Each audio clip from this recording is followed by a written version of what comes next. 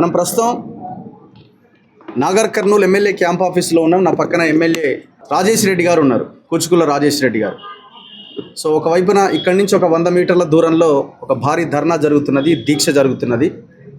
2 నెలల పసికందు చనిపోయిన ఘటన రాష్ట్రం అంతా షేక్ చేస్తున్నది. సో ఎమ్మెల్యే గారితో ఒక్కసారి మనం మాట్లాడదాం. నా ముందు జర్నలిస్టులు ఇంకా చాలామంది ఉన్నారు, వాళ్ళు కూడా క్వశ్చన్స్ అడుగుతారు. సో ఎమ్మెల్యే గారు ఈ ఘటన మీద ఏమంటారో చూద్దాం. నమస్తే ఎమ్మెల్యే గారు. నమస్తే. నమస్తే. సో ఇంతవరకు మీరు దీక్షా స్థలానికి వెళ్ళనట్టున్నారు, కారణం ఏంటి, ఎందుకు ఇంకా వెళ్ళలేదు? దీక్షా స్థలానికి అంటే ముందుగా నేను 19 రోజే నా జాతరకు వెళ్ళడం జరిగింది, కళ్యాణానికి వెళ్ళడం జరిగింది. 18 నైటు సంఘటన జరిగినట్టు కూడా ఎవరికి తెలియదు. 28 రోజు కూడా మాకెవరికి ఏం తెలియదు. 21st రోజు మధ్యాహ్నం తర్వాత ఇట్లా పాప చనిపోయింది గొడవల అని చెప్పడం జరిగిన వెంటనే నేను మా అధికారులకు, పోలీసు వాళ్ళకి ఫోన్ చేయడం జరిగింది. ఇంతకుముందు ఛానల్ వాళ్ళకు కూడా నేను చెప్పడం జరిగింది. ఏమన్నా కానీ పసికందు దురదృష్టకరం, బాధాకరమైన ఇది. 2 నెలల పాప చనిపోవడము, చంపబడ్డది అని మనకు తెలుస్తూ ఉంది. కాబట్టి ఎవరన్నా సరే వాళ్ళని అరెస్ట్ చేయాలని చెప్పడం నేను మీడియా ద్వారా కూడా చెప్పడం జరిగింది. అది కూడా వైరల్ అయింది. దాని తర్వాత 8 మందిని తీసుకొచ్చి కూర్చోబెట్టడం జరిగింది. నేనన్నా మా పార్టీ అయినా సరే, ఏ పార్టీ అయినా సరే, ఎవరైనా సరే వాళ్ళని మాత్రం అరెస్ట్ చేయడం కంపల్సరీ, బెనిఫిట్ ఆఫ్ డౌట్ కింద. ఇప్పుడు అది మీ పోలీసుల విధంగా మీరు ఇంట్రాగేషన్లను మీ ఇన్వెస్టిగేషన్లో తెలిసే వరకు బెనిఫిట్ ఆఫ్ డౌట్ వాళ్ళు కేసు పెట్టారు. ఆ పాప చిన్న పాప, 2 నెలల పాప, వాళ్ళు కంప్లైంట్ చేస్తున్నారు కాబట్టి ఫస్ట్ అరెస్ట్ చేయండి అని చెప్పడం జరిగింది. దాని తర్వాతనే వాళ్ళని నైట్ వాళ్ళని అరెస్ట్ చేయడం జరిగింది. దాని తర్వాత ఘటనా స్థలానికి నేను నెక్స్ట్ డే హైదరాబాద్ వెళ్ళిపోయిన తర్వాత అన్ని సంఘాల వారీగా వచ్చి ఆడ ధర్నాలు చేయడం జరిగింది. నేను పోలీసు వాళ్ళని అప్డేట్ చేస్తూనే ఉన్నాను. మీరు ఎటువంటివి ఉన్నా కూడా మీరు ఫస్ట్ ఇన్వెస్టిగేషన్ చేసే ముందు మీరు ఇవన్నీ క్లారిటీగా ఉండాలి. ఎటువంటి సంఘటన జరిగిందో, ఏం జరిగినా కూడా పాప చనిపోయిన దురదృష్టం, మనం దాన్ని బేస్ చేసుకొని మనం నడవాలని చెప్పడం జరిగింది. సో ముఖ్యమంత్రి గారు మీకు ఇంతవరకు ఏమైనా ఫోన్ చేసి ఏం జరిగిందని కనుక్కునే ప్రయత్నం ఏమైనా చేశారా? ముఖ్యమంత్రి గారికి ఆల్రెడీ అప్డేట్ చేయడం జరిగింది త్రూ, నాకు తెలిసి అధికార పరంగా కానీ అందరికీ. నేను కూడా వారి సీఎంఓ కూడా చెప్పడం జరిగింది నేను ఇలా ఉందని. పర్సనల్గా అయితే నేను సీఎం గారితో మాట్లాడలేదు. పోలీసులు అసలు పాప అక్కడ లేదు అని చెప్పేసి నేను డిఎస్పీ మాట్లాడారు. ఈరోజు బయటపడుతున్న వీడియోలో పాప అక్కడే ఉన్నట్టుగా చాలా క్లియర్ కనబడతాం. పాప తల్లి సంఘటన అది నాది ఇప్పుడే చూస్తున్నాను ఆ వీడియో. ఇప్పుడే అబద్ధాలు ఆడటం వెనుకాల ఏమైనా కుట్రలు ఉన్నాయా? అసలు ఏంటి, కావాలని ఇట్లా బ్లేమ్ చేయడం ఎందుకు? అది పోలీసు వాళ్ళు ఎందుకు బ్లేమ్ చేస్తున్నారు అనేది వాళ్ళ ఇన్వెస్టిగేషన్ నడుస్తుంది. నేను అందులో ఇన్వాల్వ్ కావడానికి లేదు. ఎందుకంటే నేను ఎవరితో పోలీసు వాళ్ళతో మాట్లాడినా అధికారికంగా నేనేమన్నా వాళ్ళని ఒత్తిడి పెట్టినట్టు బాగుండదని నేను అసలు పోలీసు వాళ్ళతోటి నేను ఈ విషయంలో ఫస్ట్ డే మాట్లాడి ఫస్ట్ అయితే బెనిఫిట్ ఆఫ్ డౌట్ కింద ఎవరైతే మీద కంప్లైంట్ వచ్చిందో వాళ్ళని అరెస్ట్ చేయమని చెప్పడం జరిగింది. కానీ ఎటువంటి ఒత్తిళ్ళు, వాళ్ళని ఇన్వెస్టిగేషన్లు మీ ఇన్వెస్టిగేషన్ మీరు చేసుకోండి కానీ ఫస్ట్ అయితే చేయడం జరిగింది. ఆ ఒత్తిళ్ళు మళ్ళీ వాళ్ళకి తెలియాలి, అది నాకు సంబంధం ఉండదు కదా. రాజేష్ రెడ్డి గారి ప్రెజర్ ఏమన్నా ఉందా పోలీసుల మీద? ఎటువంటి ప్రెజర్ లేదు. మేము పెడితే నేను పెట్టాలి, లేకపోతే ఇంకా పైనుంచి రావాలి. కానీ నేను ఒక ఒత్తిడి పెట్టలేదు. ఇప్పుడే ఆ వీడియో కూడా చూస్తూ ఉన్నాను. ఆ వీడియోలో కూడా వాళ్ళు అదే చెప్తా ఉన్నారు, ఆ పిల్లాడు వచ్చి మొత్తుకుంటా ఉంది, నేను ఇప్పుడే బస్సు దిగి వచ్చాను అని. ఇప్పుడే నాకు కూడా ఎవరో చెప్పారు ఈ కొత్త వీడియో రిలీజ్ అయిందంటే. నేను ఇప్పుడే వస్తూ కార్లో చూస్తే అందులో ఆ పిల్ల కూడా, ఆ పోలీసు వాళ్ళు ఉన్నారు అందులో, ఆ కోకోనట్ రూమ్లో. ఆడ ఆ పాప కూడా, అన్న నేను ఇప్పుడే గొడవ ఎత్తుంటే నేను ఇప్పుడే వచ్చాను ఇడికి, నేను బస్సు దిగి డైరెక్ట్ ఇడికే వస్తున్నాను, గొడవ ఎత్తుందని అని చెప్పడం కూడా అలా కింద ఎవరో మెన్షన్ చేశారు సోషల్ మీడియాలో. అది ఇప్పుడే చూడడం జరిగింది, అది కొత్త వీడియో. ఎస్పీ తన నోట్లో ఏం పెట్టాడంటే భార్యాభర్తలకి గతంలో కూడా గొడవలు ఉన్నాయని ఒక లైన్ రాశాడు. అవసరం ఏముంది? పోలీసులు దాన్ని ఇంకా అనుమానాలు పెంచడం తప్ప ఇంకా అందులో అనుమానమే కలుగుతుంది కదా. ఎప్పుడో పాత గొడవ ఏదన్నా ఉండొచ్చు భార్యాభర్తల మధ్య, దాన్ని ఈ ప్రెస్ నోట్లో పెట్టడం ఏంటి?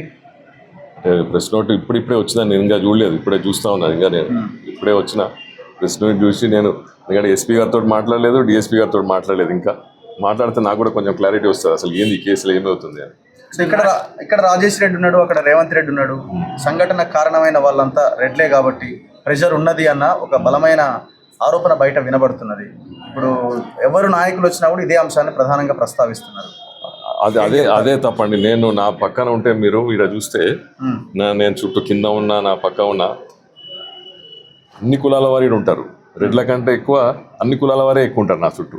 ఓకే. ప్లస్ నేను డాక్టర్ను, నా 10 ఏళ్ళు ప్రాక్టీస్ చేసి డాక్టర్ అన్నప్పుడు నేను ఓన్లీ రెడ్లనే చూస్తా లేకపోతే ఇంకొని చూడడానికి కాదు కదా. నేను హాస్టల్లో పెరిగినవాడిని.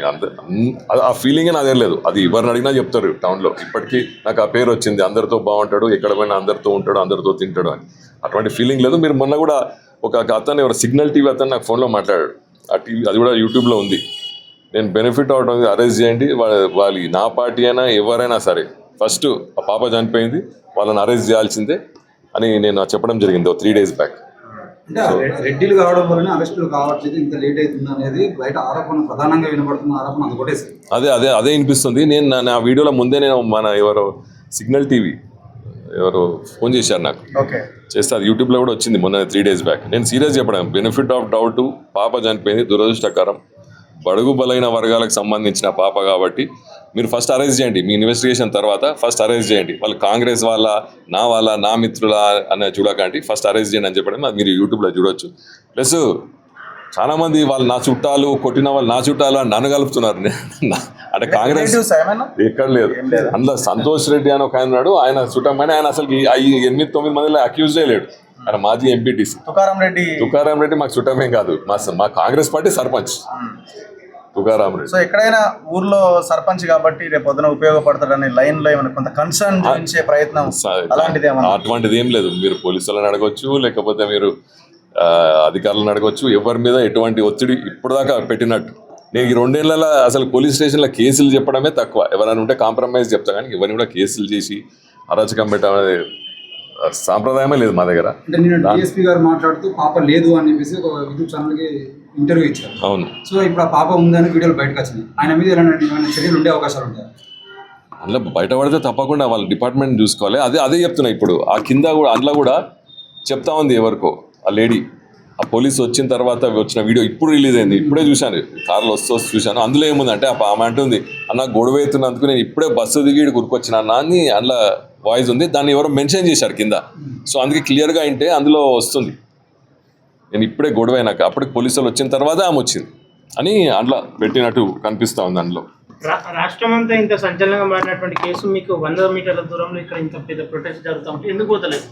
అంటే ప్రొటెస్ట్ పోయి ఇప్పుడు మేము చేయాల్సింది చేస్తూనే ఉన్నాం. అట్లీస్ట్ బాధితులకు భరోసానన్నా కల్పించి మేము ఉన్నామని చెప్పి భరోసా ఎందుకు? మేము ఉన్నామని ప్రభుత్వం ద్వారా చెప్పినాము. మొన్ననే మా కలెక్టర్ గారు కూడా ఆయనకు డబుల్ బెడ్రూమ్ ఇల్లు కానీ 1 lakh rupees చెక్ ఇవ్వడం జరిగింది. ఇవన్నీ అధికారికంగా మేము చేయండి జరగదు కదా. ఆడ నాకు సంబంధం లేకుండానే నన్ను తిడుతూ ఉన్నారు. నేను నా ఇన్వాల్వ్మెంట్ లేకుండానే ఒకడు లంగ కొడుకు అంటాడు, వాడు దొంగ కొడుకు అంటున్నాడు, నన్ను అంటున్నాడు. ఇక పోయి ఆడ మళ్ళీ ఇంకా నేను తిట్టించుకోవాల్సి తప్పితే నేనేం ఆడ చేయాల్సింది ఏం లేదు. నేను చేయాల్సింది ఆ బాధితులకు చేయాల్సింది తప్పకుండా నేను చేస్తున్నాను. ఇప్పుడు సమస్య పరిష్కారం దిశగా ముందుకు వెళ్తుంది వ్యవహారం అని మీకు అనిపిస్తుందా? మాకైతే అనిపించట్లే. సొల్యూషన్ దిశగా, లేకపోతే వాళ్ళకి భరోసా ఇచ్చి వాళ్ళని పరిష్కారం దిశగా కేసుని బలోపేతం చేసి వాళ్ళకి భరోసా కల్పించే దిశగా ప్రయత్నం అయితే జరుగుతుంది. అంటే ఇప్పుడు వాళ్ళ పోలీసుల అధికారికంగా వాళ్ళ డిపార్ట్మెంట్ తోడు ఏం చేస్తున్నారో నాకు అనవసరం. వాళ్ళ బాధితులకు సంబంధించిన హామీలు కానీ, నేను ప్రభుత్వం ద్వారా ఇవ్వాల్సిన హామీలు కానీ, వాళ్ళకి డబుల్ బెడ్రూమ్ ఇల్లు కానీ, వాళ్ళకి చెక్ కానీ, వాళ్ళకి సంబంధించి ఇప్పుడు చనిపోయింది పాప, ఆ పాపని తెలియదు కానీ కావాల్సిన వాళ్ళకు రిమాండ్ చేయాల్సిన అవి పోలీసులకు రిమాండ్ చేయాల్సిన అంటే ఎవరైతే అక్యూజ్డ్ ఉన్నారో వాళ్ళ కేసుకు సంబంధించిన కానీ అటువంటివి మేము గట్టి చేసే ప్రయత్నం చేస్తాం. కానీ ఇక డిపార్ట్మెంట్కి ఇన్వాల్వ్ కావాల్సిన అవసరం మాకు లేదు. క్యాస్ట్ సర్టిఫికేట్ తేవడానికి 4-5 రోజులు పడుతుందా సార్? ఎంఆర్ఓకి నివేదించినాము, ఇంకా అది రాలేదు, వస్తుంది అని అంటుంది. ఇప్పుడు ఆమె ఎస్సీ అని ఆమె అంటున్నది. ఆమె క్యాస్ట్కి సంబంధించి SC ST పెట్టడానికి ఇంకా క్యాస్ట్ సర్టిఫికేట్ మాకు క్లారిఫికేషన్ రాలేదు అంటున్నాడు ఎస్పీ కానీ డిఎస్పీ కానీ. వీళ్ళు అది నాకు క్లారిటీ లేదు. సిస్టమ్ చాలా అది నాకు క్లారిటీ లేదు దాని గురించి. నియోజకవర్గంలో ఏం జరిగినా మీ ఆధీనంలోనే జరుగుతుందనే పేరు వస్తుంది. మీరు ఎందుకు ఇంత అంటే క్లారిటీ లేదంటే? అంటే ఇప్పుడు ఆమె కాస్ట్ సర్టిఫికేట్ ఇవ్వలేదంటే ఆమెది ఇక్కడ కాదంటే ఆమెది ఇక్కడ ఎక్కడైనా. ఇప్పుడు గ్రామానికి ఇప్పుడు ఒక కాల్ చేసి ఇప్పుడు పలానా వాళ్ళు ఏ క్యాస్ట్ అంటే వాళ్ళని చెప్పగలుగుతారు. ఇప్పుడు వ్యవస్థ మీ చేతిలో ఉంది. హస్బెండ్ ఉంది, అబ్బాయిది ఉంది, ఆమెది ఇప్పుడు క్లారిటీ లేదు. ఆమె ఎక్కడి నుంచో కూడా సగం మందికి తెలియదు. ఆమె కొంతమంది ఏమో ఆంధ్ర అంటారు, కొంతమంది ఏమో ఆమె నవాబ్పేట మండలం అంటున్నారు. మొగడు పిల్లలు కొట్టుకున్న విషయము ఎస్పీ గారికి బాగానే తెలిసింది కానీ ఈ విషయం తెలియలేదంటారా సార్? ఇది ఇప్పుడు మీరు చెప్తున్నా, నేను report సంవత్సరం చూడలేదు కింద ఇంకా. ప్రెగ్నెంట్ ఉన్నప్పుడు కొట్టుకున్న విషయాలు పోయినాయి. అది మీరు కానీ కాదు, మీరు ఎస్పీని అడగాలి. నేను ఇంకా రిపోర్ట్ చూడలేదు. మీరు ఆ- సార్, ఆ మీ- report మీ- వచ్చింది. మీరు ఆయన క్లాస్ తీసుకోవాలి. ఇప్పుడు అరే నేను ఎమ్మెల్యేనే, నేను బదనాం అవుతున్నా, మీ మీద నాకు రుద్దుతున్నాయని మిమ్మల్ని అంటారు, ప్రజాప్రతినిధిని అంటారు, అది పోలీసులు నేను ఇంకా ఆ రిపోర్ట్, నేను ఇప్పుడు ఆయన ప్రెస్ రిపోర్ట్ కూడా చూడలేదు. ఇప్పుడే వస్తున్నా నేను. ఇప్పుడే ఎవరో ప్రెస్ మీట్ పెట్టి నన్ను చెప్పడం జరుగుతుంది. అంతే. మీ మీరు మౌనం కూడా చాలా ప్రశ్నలకు దారితీసేవారు సార్. ఇప్పుడు మౌనంగా నేనే మొన్ననే ఒక మీడియా మిత్రుని చెప్పిన, ఎటువంటిదైనా కూడా నిందితులను మాత్రం శిక్షించేది కంపల్సరీ. మీరు At అన్నట్టు any మీడియా cost. పర్సన్ కూడా మీ కమ్యూనిటీ కాబట్టి మీరు కాంప్రమైజ్ లో ఆ మీడియాతో మాట్లాడారు అనుకోవచ్చు. ఎవరైనా మీరు అన్నట్టు సిగ్నల్ టీవీ కూడా మీ కమ్యూనిటీ. ఇక ఆయన ఎవరో నాకు కూడా తెలియదు. ఆయన కాల్ చేసి దాన్ని అడిగాడు. అంటే ఇదే సిగ్నల్ టీవీ ఇంతకుముందు నన్ను తిట్టింది. ఎందుకు తిట్టిందో, నేను ఢిల్లీ పోయినా, నేను రేవంత్ రెడ్డిని కంప్లైంట్ చేయడానికి పోయినా అని చెప్పడం జరిగింది. ఇది ఆయన అదే ఆ సిగ్నల్ టీవీ. ఇప్పుడేమో మళ్ళీ ఆయన ఆ మీటింగ్ తర్వాత అన్నాడు, ఎమ్మెల్యే వాళ్ళ చెప్తున్నాడు, ఏడవలా చెప్తుంది అని అంటున్నాడు. ఇక ఇప్పుడు వాస్తవమే కదా సార్, మీరు చెప్పేది ఒకటి ఉంటుంది, అటు జరిగేది ఒకటి ఉంటుంది. ఇప్పుడు నేను చెప్పిన సీఎం ఏమన్నా మీకు కాల్ చేసి ఇన్వాల్వ్ కావద్దు, నేను చూసుకుంటా అని చెప్పి అట్లా సీఎం గారు ఇప్పుడు దాకా దాని గురించి ఏం మాట్లాడలేదు. మీరు బాధిత శిబిరాల దగ్గరికి వచ్చి ఒక భరోసా చెప్పొచ్చు కదా. ఇస్తాం. అంటే ఇప్పుడు దేనికైనా ఇప్పుడు మేము ఇచ్చే భరోసా ప్రభుత్వం ద్వారా అన్ని రకంగా చూసుకుంటున్నాం. మేము మొన్ననే ఫస్ట్ డే వచ్చినప్పుడు కలెక్టర్ గారు వచ్చి 1 lakh ఇవ్వడం జరిగింది. నేను చెప్తున్నా కదా, ఇప్పుడు నేను ఆడికి వెళ్ళి అసలు ఇంట్లో ఇన్వాల్వ్మెంట్ కాకముందే నన్ను శిబిరాం కాడ ఇష్టం నాడు తిడుతున్నారు. అంటే మీరు వచ్చినప్పుడు సానుభూతి ఒకటి వేరే అవుతుంది కదా. తిడుతున్నారా అని ఇక్కడ ఉంటే ఇంకెక్కువ మీ మీద ఆరోపణలు ఉంటాయి కదా. మేము తప్పకుండా ఆ కుటుంబాన్ని ఆదుకుంటామని చెప్పినాము. ఆదుకునే విధంగా చేస్తున్నాం కూడా. వారికి ప్రామిసెస్ ఏవేవి చేస్తామన్నా అది చేస్తామని చెప్పినాం. వారికి సంబంధించిన వాళ్ళకి ఊర్లో ఇల్లు లేదు, డబుల్ బెడ్రూమ్ అడిగినారు, అది ఇస్తామని చెప్పినాం. వాళ్ళకి 1 lakh రూపీస్ ఇస్తామని చెప్పినాము. వాళ్ళకి ఇంకా మెడికల్ కాలేజ్లో వాళ్ళకన్నా వాళ్ళ ఫ్యామిలీ మెంబర్స్ కన్నా ఆమె కన్నా జాబ్ ఇప్పిస్తా అని చెప్పినాము. ఇవన్నీ కూడా జరుగుతున్నాయి. ఇవన్నీ చెప్పారు కదా సార్ మీరు. కానీ ఆ నిందితులు ఎవరైతున్నారో వాళ్ళని కఠినంగా శిక్షించాలి అని తొందరగా జైలుకి పంపించే ప్రయత్నాలు చేయాలని ఎందుకు చెప్పట్లేదు? ఇప్పుడు ముగ్గురేమో ఆల్రెడీ రిమాండ్ లో ఉన్నారు, మహబూబ్నగర్ జైల్లో ఉన్నారు. ఇంకా 4-5 పరారీలు ఉన్నారు. వాళ్ళని ఫస్ట్ తీసుకొచ్చి కూర్చోబెట్టండి అని చెప్పడం జరిగింది ఆల్రెడీ వాళ్ళకి. అది పోలీస్ జాబ్. నేనైతే వాళ్ళని ఏ జాబ్ అయినా మీకు తెలియకుండా జరగదు కదా సార్. ఏది మీ రెడ్డిలు కాబట్టి మీరు కాపాడుకుంటున్నట్టు అనిపిస్తుంది. మీరు మళ్ళీ కులంగా తీయకండి. అది అందుకేనా సార్ అక్కడ ఉన్న సీసీ కెమెరాలు కూడా, గుడిలో ఉన్న సీసీ కెమెరాలు కూడా అక్కడ లేకుండా మాయం చేశారు. ఇప్పుడు ఏ విధంగా చూడాలి? నాకు తెలిసినంత వరకు గుడిలో సీసీ కెమెరాలు లేవు. అది ఆ జాతర సంవత్సరానికి ఒక్కసారి అవుతుంది. 20,000 మంది వచ్చే గుడికి సీసీ కెమెరాలు లేవంటే ఎవరు నమ్ముతారు సార్? అరే నేను చెప్పేది వింటారా లేదా? అది నేను వచ్చిన తర్వాత ఇది 3వ జాతర. ఆ జాతరకు ఆ గుడికి మెట్లేయించింది నేను. అది యాదవుల కులానికి సంబంధించిన జాతర. అది ఆ వచ్చిన తర్వాత నేను దానికి మెట్లు వేయించిన, దానికి రోడ్ వేయించిన. దానికి ఇప్పుడు ఆ జాతరకు ఆ గుడికాడికి పోయేది సంవత్సరానికి. ఈ జాతర ఉన్నప్పుడే పోతారు. అది గుడికి కొంచెం దూరంగా ఉంటది. మీరు చూసారో లేదు? ఒకటి లేవు కాదు సార్. ఇప్పుడు కొబ్బరికాయ 50 రూపాయలు పెట్టి ఎవరైతే కొనుక్కుంటారో, కొబ్బరికాయ కొన్న వాళ్ళే దర్శనం చేసుకోవాలని రూల్ ఏమైనా ఉంది అక్కడ? మరి అక్కడ ఫ్లెక్సీ ఎందుకు పెట్టారు? బోర్డు ఎందుకు పెట్టారు అక్కడ? కొబ్బరికాయ కొనుక్కున్న వాళ్ళు పోతారు అని పెట్టింది. కానీ కొబ్బరికాయకు ఒకరికే అనుమతి అని ఉంది కింద లైన్ చాలా క్లియర్ గా రాసినారు. నాకు తెలిసినంత వరకు అటువంటిది ఏం లేదు. జాబ్ ఇస్తాము, కావాల్సిన అన్ని ఇస్తాము అని చెప్పేసి మీరు అంటున్నారు, కలెక్టర్ అంటున్నారు. అసలు పాప అక్కడ హత్య చేయబడలేదు అని చెప్పేసి పోలీసులు అంటున్నారు. ఆ హత్య చేయబడినప్పుడు అసలు ఆ కేసులు వాళ్ళు లేనప్పుడు మరి ఇవన్నీ ఇవ్వాల్సినటువంటి అవసరం ఏమున్నది? అదే చెప్తున్నాం కదా, అది 100% రెండు వర్షన్స్ సెట్ అయితే కదా సార్. ఇప్పుడు నిజంగానే అక్కడ హత్య చేయబడ్డది అంటే మీరు అన్నట్టు ఎట్టి పరిస్థితుల్లో పాప చనిపోయింది కదా, ఆ ఫ్యామిలీని అయితే మనం ఆదుకోవాలి కదా. ఇదంతా ఇష్టపడదాం. వాళ్ళ పాప అయితే చనిపోయింది కదా.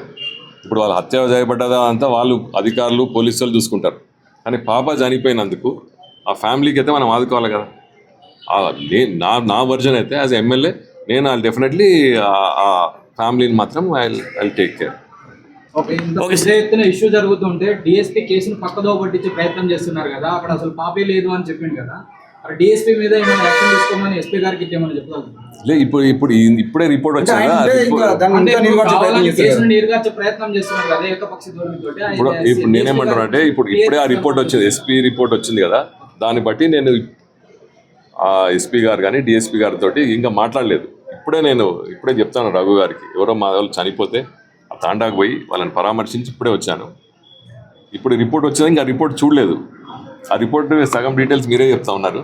అది చూసిన తర్వాత నేను మళ్ళీ ఈవినింగ్ ఇప్పుడు కొంతసేపు అయినాక కానీ చాలా ఆలస్యం జరిగింది సార్, మీరు అక్కడికి వెళ్ళాలి. ఏదో ఇప్పుడు వెళ్తారా, రేపు పొద్దున వెళ్తారా? కమ్యూనిటీ వాళ్ళ ఫస్ట్ ఆమె ఆయన ఎవరు ఆపుతారు? నేను వస్తాను.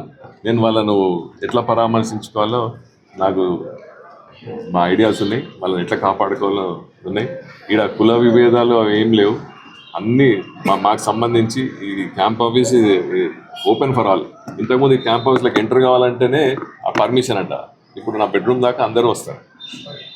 ఆ కులం ఈ కులం అని కాదు, సగం మంది నాకు ఏ కులం కూడా మేము అడగము.